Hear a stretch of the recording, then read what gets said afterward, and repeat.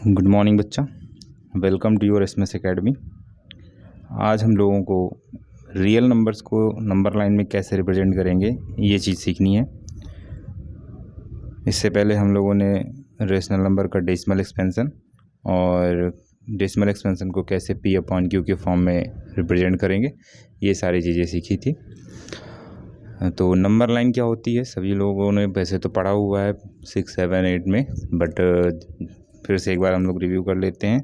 Number line क्या होती है, जैसे हमने एक ये लाइन ड्रॉ कर दी और इसमें हमने मार्क कर दिया कुछ 0, 1, 2, 3, 4, 5, 6। इसके लेफ्ट में चले जाइए, -1, -2, -3 एंड -4। तो ये आपकी नंबर लाइन हो गई। और नंबर लाइन, क्योंकि आपको पता है कि एक लाइन में इनफाइनाइट पॉइंट्स हो सकते हैं। क्या हो सकते हैं? Infinite points. अगर हम इस नंबर लाइन में इसको जितना चाहें उतना इंक्रीज कर सकते हैं बोथ साइड, और जितने पॉइंट इसमें मार्क करना चाहें उतने पॉइंट इसमें मार्क कर सकते हैं। तो याद रखना है कि हर एक पॉइंट एक रियल नंबर को रिप्रेजेंट करता है। नंबर लाइन में मार्क किया हुआ हर एक पॉइंट एक रियल नंबर को रिप्रेजेंट करता है। ठीक है, तो इसका मतलब ये हो गया कि हम सारी की सारी रियल नंबर्स को नंबर लाइन पे रिप्रेजेंट कर सकते हैं एक पॉइंट के थ्रू। तो देखते हैं कैसे रिप्रेजेंट किया जाता है। एक चीज़ ध्यान रखना है कि एवरी, एक पॉइंट में लिख देता हूँ, every real number, every real number is represented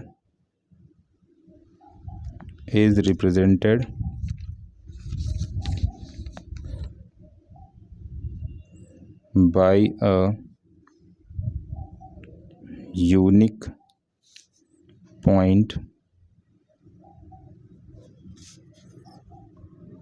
on the number line,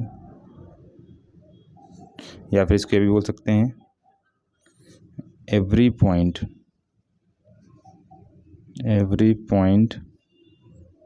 on the number line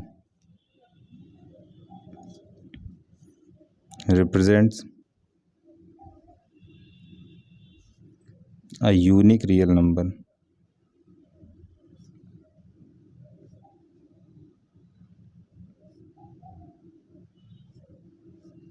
ठीक है, क्या मतलब हो गया इसका? चाहे ये बोलिए कि हर एक रियल नंबर को एक यूनिक पॉइंट से रिप्रेजेंट करते हैं, या इसका वाइस वर्सा उल्टा बोल दीजिए कि हर एक पॉइंट एक रियल नंबर को रिप्रेजेंट करता है। ठीक है, तो चलिए अब देखते हैं कौन कौन सी नंबर्स हम लोगों को रिप्रेजेंट करने के लिए मिल सकती हैं। देखिए, फॉर एग्ज़ाम्पल हमसे बोला गया कि आप रिप्रेजेंट करिए 1/5। दूसरा क्वेश्चन हो सकता है रिप्रेजेंट करिए 2 होल 1/3। नेक्स्ट नंबर बोल सकते हैं रिप्रेजेंट करने के लिए √2। नेक्स्ट रिप्रेजेंट करने के लिए बोला जा सकता है √9.5। नेक्स्ट रिप्रेजेंट करने के लिए बोला जा सकता है 3.362। नेक्स्ट हो सकता है 3.124, और ये बार लग गया। नेक्स्ट में भी 2.012 एंड ये सो ऑन। बस इतनी टाइप की आपसे पूछी जा सकती है। ठीक है, या तो ये पी अपॉन क्यू के फॉर्म की दे दी जाएगी नंबर हमको रिप्रेजेंट करने के लिए। तो ये तो रेशनल नंबर है। आप देखिए इसमें पहचानिए कौन कौन सी रेशनल नंबर है। ये रेशनल नंबर है, ये रेशनल नंबर है, ये रेशनल नंबर है। बस कौन कौन सी रेशनल नंबर है ये सब आपको बताया गया था, मैंने बताया था। ये रेशनल नंबर है, ये भी रेशनल नंबर है, और ये वाली रेशनल नंबर। बाकी ये इरेशनल नंबर है, ये भी इरेशनल नंबर है, ये भी ये रेशनल नंबर है, और ये इरेशनल नंबर है। ठीक है, ये सब बताया गया था। अच्छा, इन दोनों को तो नॉर्मली रिप्रेजेंट कर देंगे, कोई प्रॉब्लम नहीं है, आराम से रिप्रेजेंट कर लेंगे हम लोग।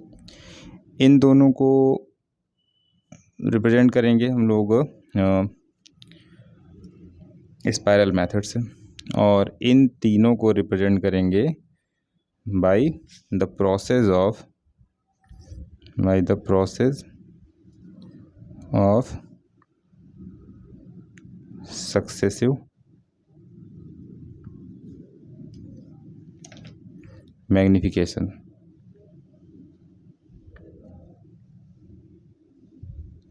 तो ये 3 टाइप से हम लोगों को नंबर लाइन पे रिप्रेजेंट करना है नंबर्स को, रियल नंबर्स को। ओके, अब चलिए नंबर लाइन पहले तो बनाना सीख लेते हैं। बहुत से बच्चों को नंबर लाइन बनाना ही नहीं आता। क्या करते हैं इसमें, चलिए लेट्स स्टार्ट। पहले हम इन दोनों को देखते हैं रिप्रेजेंट करके।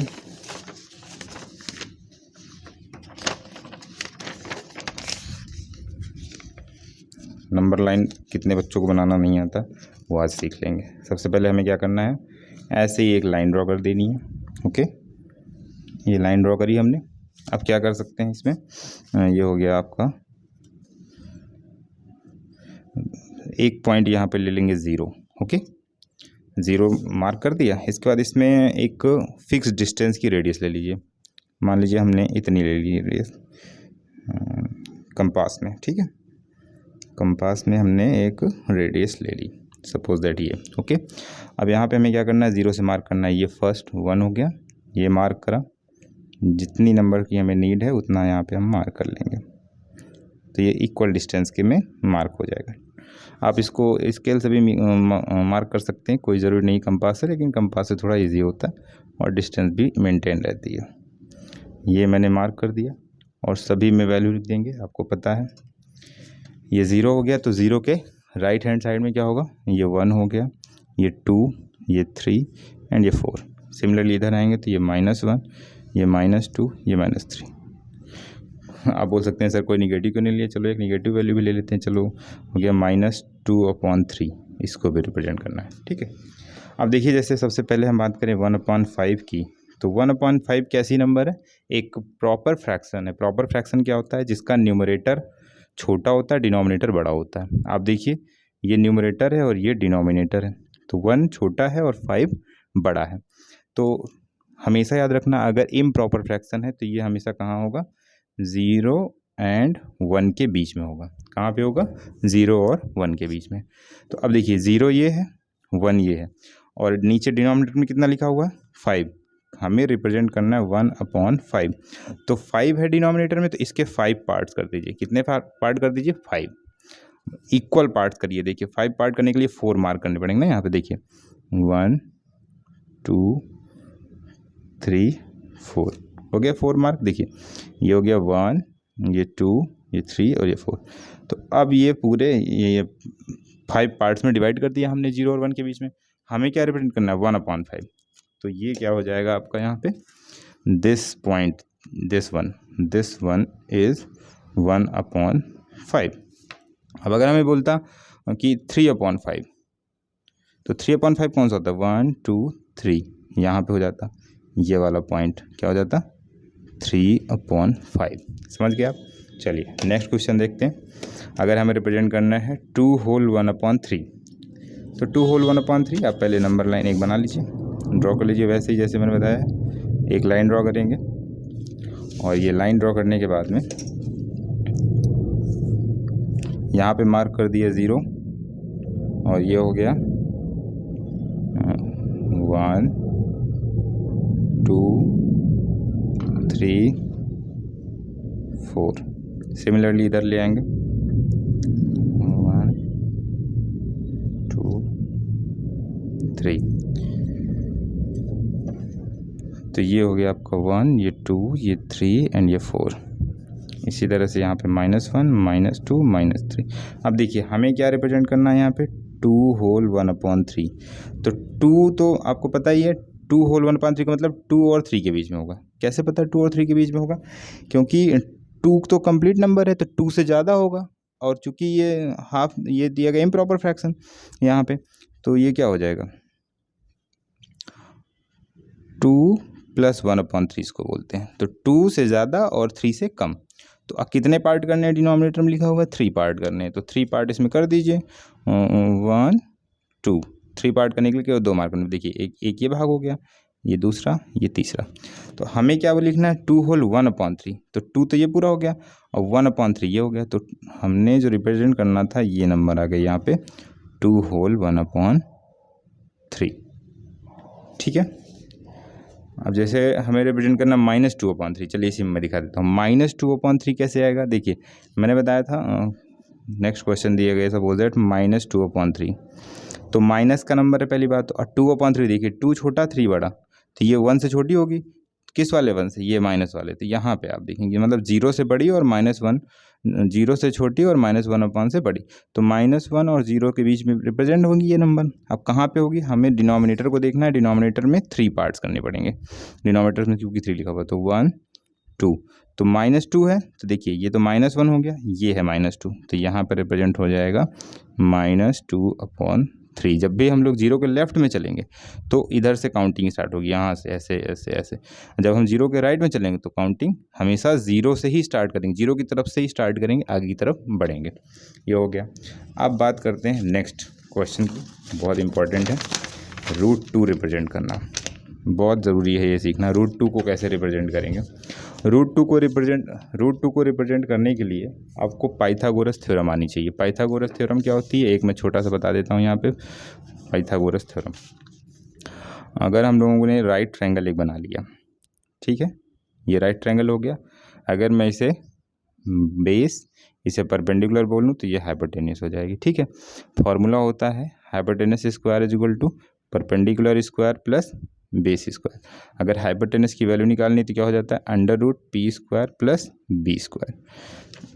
अब अगर सपोज दैट यहाँ पे हम परपेंडिकुलर को 1 बोल दें, बेस को 1, यहाँ पे देखिए दूसरा ट्रायंगल बनाता हूँ, ये अगर 1 हो जाए, ये 1 हो जाए, तो इसकी वैल्यू क्या हो जाएगी, √1² प्लस 1² करेंगे, तो 1² मतलब कि 1 और फिर 1 यानी कि 2, तो ये क्या हो जाएगा √2, ये जो आपका हाइपोटेनस है। तो हाइपोटेनस किसको रिप्रेजेंट करेगा, √2 को। यही हम लोगों को यहाँ पे अप्लाई करना है। देखिए कैसे हमें √2 रिप्रेजेंट करना है। सबसे पहले तो नंबर लाइन बनाएंगे अपनी, तो नंबर लाइन ड्रॉ कर लेते हैं। ये मैंने एक लाइन ड्रॉ करी। अब मार्क कर दीजिए, ये हो गया 0 और यहाँ पे रिप्रेजेंट करा ये 1, मार्क कर देंगे 1 2 3 एंड सो ऑन। इधर भी 1 2, तो ये हो गया 1, ये 2, ये 3। अब हमें क्या करना है, इस पॉइंट पे, चूँकि ये यहाँ से यहाँ तक की लेंथ हो गई 1, तो ये तो बेस हो गया, ओके। अब इस पॉइंट में हमें एक परपेंडिकुलर ड्रॉ करना है, इसको राइट ट्रायंगल बनाने के लिए। तो परपेंडिकुलर ड्रॉ करने के लिए हम प्रोटेक्टर भी यूज़ कर सकते हैं। चलिए यहाँ पे 90 डिग्री का एंगल बनाते हैं 1 पे। कैसे बनेगा, ये सभी को आना चाहिए अच्छे से। ये यहाँ पे हमने इसको ऐसे मैच किया,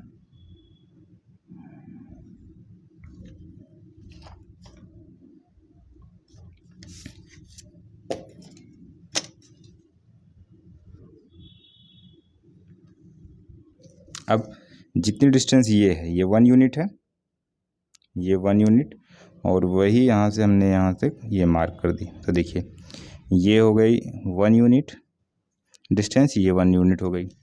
अब इसको अगर हम लोग मैच करते हैं तो ये बन जाता है, अगर हम इसको ज्वाइन करते हैं ये, तो ये हो जाएगा कितना, देखो ये तो राइट एंगल ट्रायंगल हो गया। तो अगर बेस 1 यूनिट, परपेंडिकुलर 1 यूनिट, तो हाइपोटेनस कितनी हो जाएगी, √2।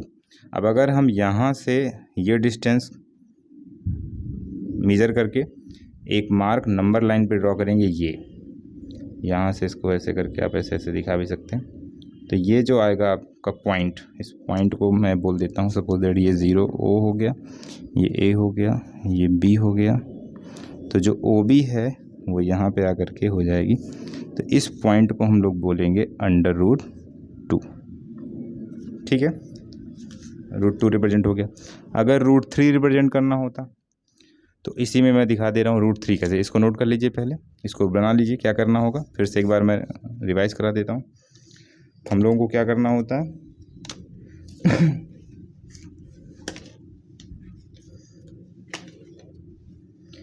पहले एक लाइन ड्रॉ करते हैं,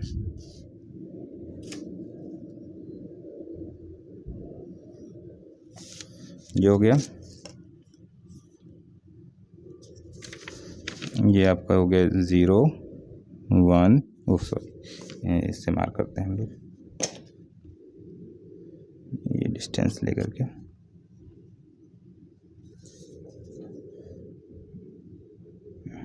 ये 1 यूनिट, ये 2, 3, यहाँ पे लिख देते हैं। ये 1 हो गया, ये 2, ये 3।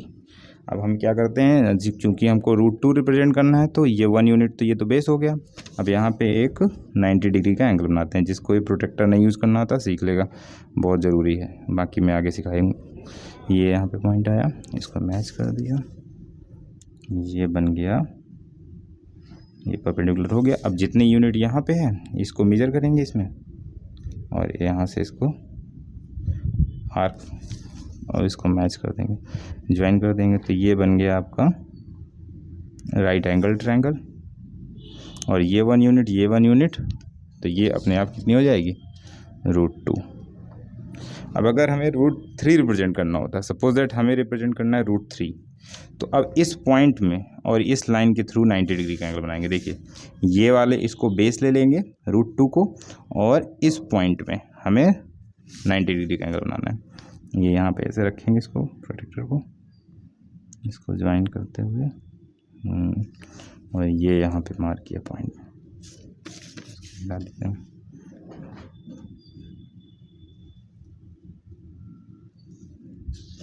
और फिर से वही 1 यूनिट यहाँ से मेजर करेंगे, ये 1 यूनिट यहाँ से ले जाएंगे, इसको यहाँ पे लेके ये मार्क कर देंगे। तो देखिए ये √3, अब ये राइट ट्रायंगल बन जाएगा। ये 1 यूनिट हो गया यहाँ पे, तो ये √2 और ये 1, तो इसको अगर मैच करेंगे तो ये कितना बन जाएगा, √3। तो ये जो हो जाएगा √3। इसी तरह से आप कंटिन्यू कर सकते हैं। तो ये लिया पॉइंट और इसको मार्क कर दिया नंबर लाइन पे, तो ये क्या हो जाएगा, दिस पॉइंट